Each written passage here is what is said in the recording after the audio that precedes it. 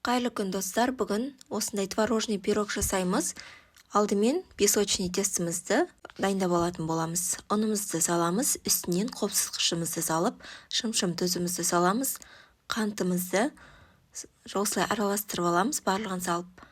Содан кейін сары майымызды үккіштен өткізіп, немесе осылай бөліктерге бөліп, кесіп салып, үгілмелі қамыр жасаймыз. Қыздар, менің рецептерім ұнап жатса, пікір қалдырып, менің каналыма тіркелуді ұмытпаңыздар.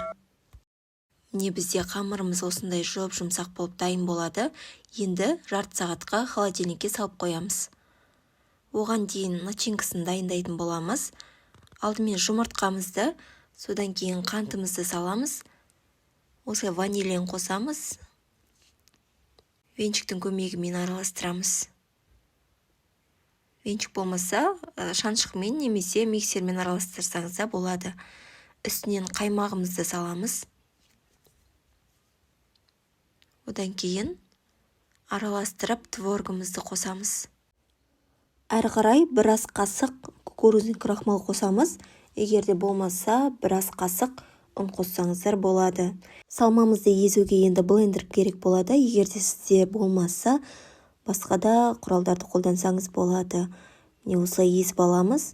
Бізде салмамыз дайын болды. Ары қарай біз пирогымызды пісіретін формамызды майлап аламыз.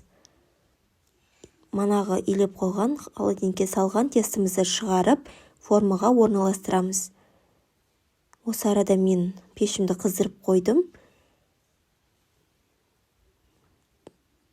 Қамырымыздың тегіс болу үшін осылай стаканмен басып шығамыз бетінен. Тестіміз дайын, орналастырдық. Енді үстінен салмамызды құямыз. Енді қызып тұрған пешімізге 45 минутқа қалдырып пісіріп аламыз. Міне қараңыздар, пирогымыз пісіп дайын болды. Өте жұмсақ, ауызда еріп кететіндей, қамыры да үгітіліп тұрады. Жегенде қайта-қайта жегіңіз келеді. Жасап көруге кеңес беремін. Толық құрамы описание бөлімінде. Назарларыңызға рахмет, ас болсын.